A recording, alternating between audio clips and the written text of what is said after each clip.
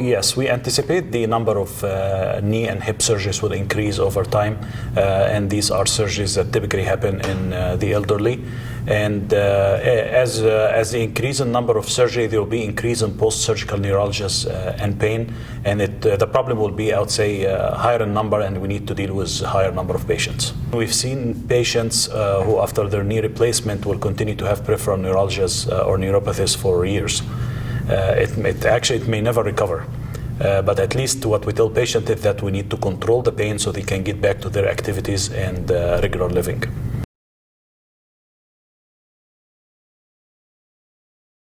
I would say they improved so much. So when the patients have knee replacement, as you mentioned, we see them 10 years and 20 years out, and unless they need an adjustment of some kind, or there are no complications, no restriction of movement of the joint, they will continue to use the same prosthesis.